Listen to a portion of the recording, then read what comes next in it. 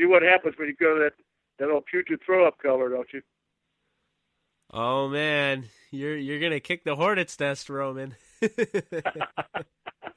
I gotta I mean, say, I like whatever has horns on it. I mean that as long as the Rams don't go to a helmet that has the Rams actual logo, I'll be fine.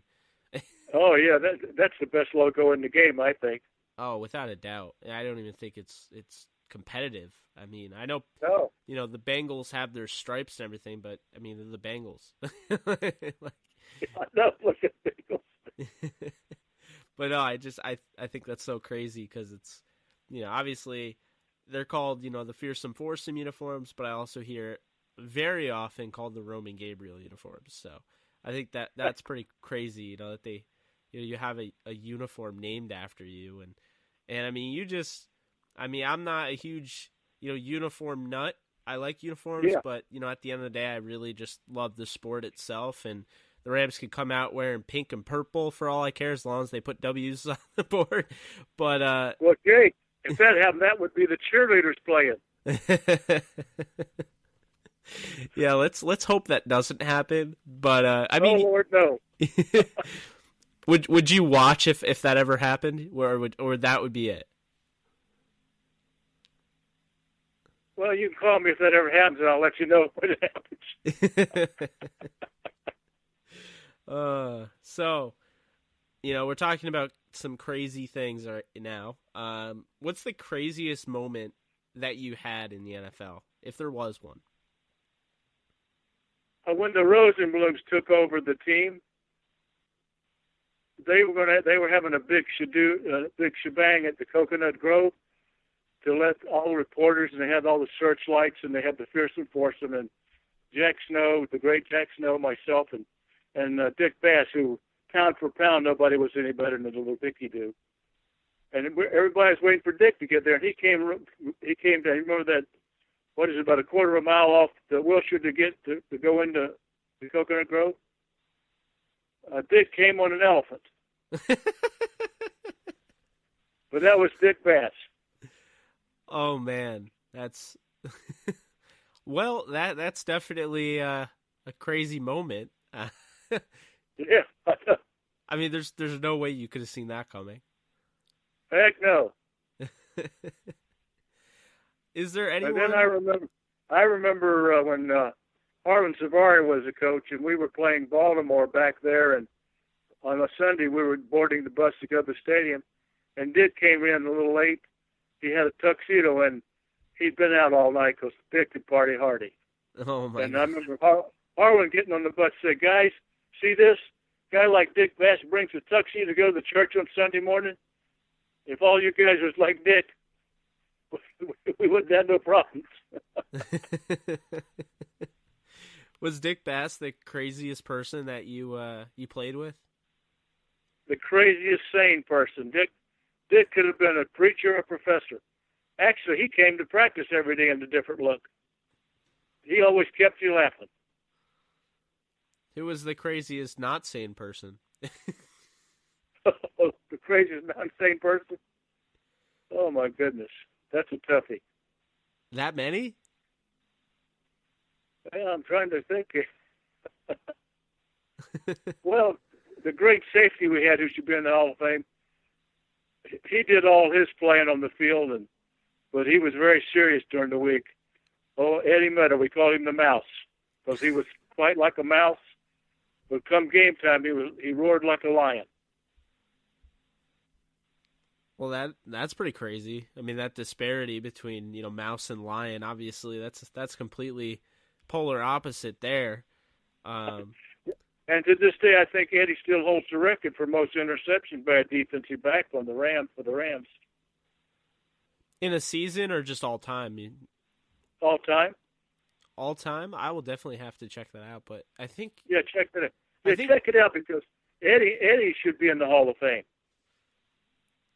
Ooh, there we go with the because the he made two All-Decade teams in his career.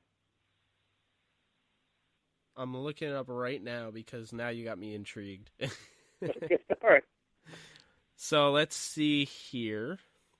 We have we have a ton of stuff, but let's see. Most interceptions, of course, I have to scroll all the way down to career, and that is, yeah, you're right, 46. Yeah. A meter. Wow. How many fumbles? Look at the fumbles he recovered.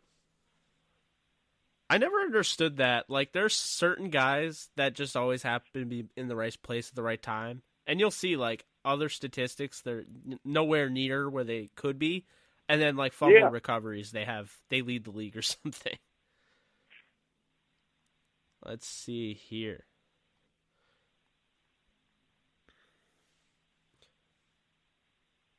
Recovered 3 fumbles in 1966, so that's not what I'm looking for. Oh, yeah, in 69 he had one for a touchdown against the Eagles. Or maybe that was an interception. Let's see here. Fumble recoveries. He had 22. Wow. That's big, isn't it? That's crazy. That's a big number. I mean, oh, yeah, you look at check his, when you have a chance one time, check his numbers against some of the guys that are in the Hall of Fame. And Eddie's probably surpasses them. Yeah, see, the Hall of Fame, I don't think they always get it right. I think, I mean, obviously, like, you know, one of the biggest things I look for, Roman, when I'm trying to decide in any sport who belongs in the Hall of Fame is, you know, can you tell, you know, the story of the game without them? You can't do that without Roman Gabriel. You know, it's interesting you mentioned that because a couple of people, David Ray, who was our kicker and a backup receiver, David was one of the best. And somebody asked him that question. He said, much like you said, he says, well, at the time, where would the Rams would have been without Roman? Yeah, I mean, exactly. I mean, that's how I look at it. I mean, you know, you were transcendent, and I mean, I was saying it to my buddy Vinny that got us connected. You know, at the end of the day, I don't know if you follow like the Rock and Roll Hall of Fame in Cleveland, Ohio, but I'm a big rock and roll fan. Ah, my man Roman, I love it. Yeah. Are you a Beatles fan? Yes, Ringo Starr, my one I like best. I love it. It's funny that you mentioned that because the Downtown Rams podcast intro song is Revolution by the Beatles. And I put like all these different sound bites in it. But yeah, I'm a huge rock and roll fan myself. You know who one of my favorites is? It was Barry White. Ah, how about that? Who's your favorite of all time? Like favorite rock and roll artist? Well, I don't know. Does Fats Domino fall in that era? Now you're kind of going out of what I would know, but I'm sort of going into blues rock and roll. Okay. My dad would know it. Well, there's nobody was better than Elvis. Oh, Elvis is, I mean, he's amazing. And then Jerry Lee Lewis. I could talk to you all day about rock and roll. Okay.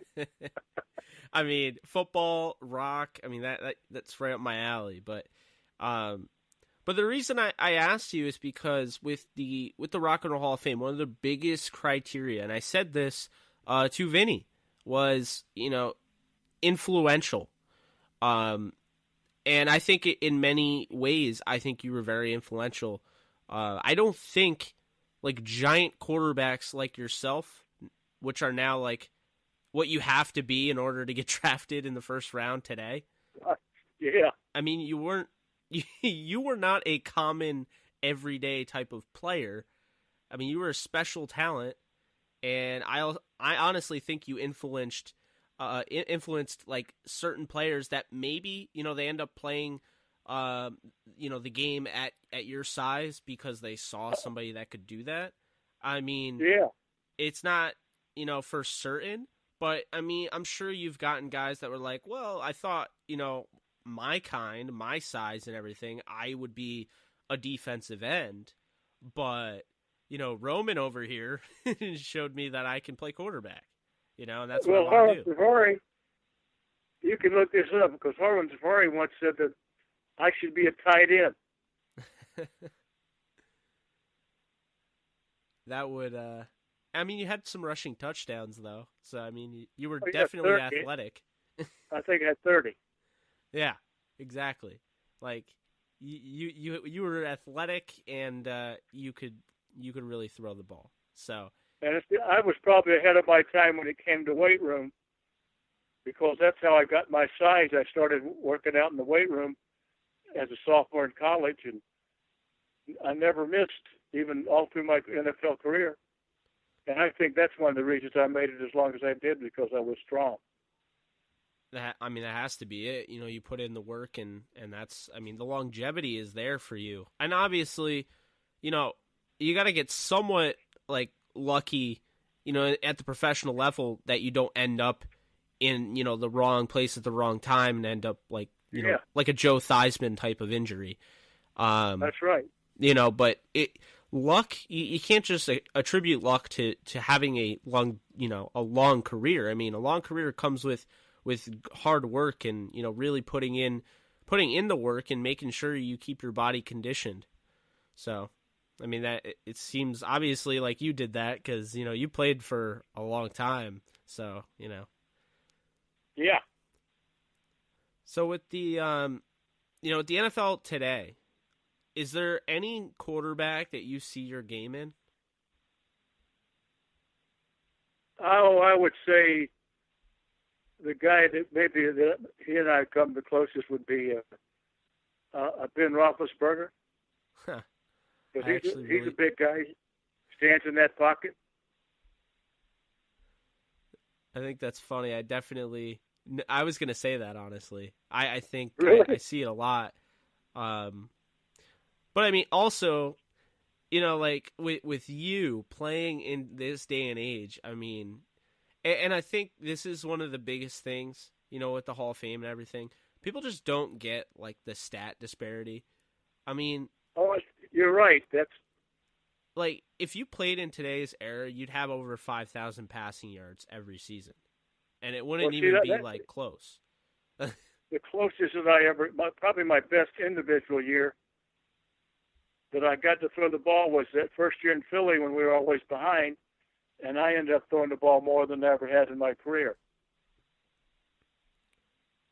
Yeah, and just, imagine yourself in today's game and being able to, throw to, like, a Julio Jones type of receiver.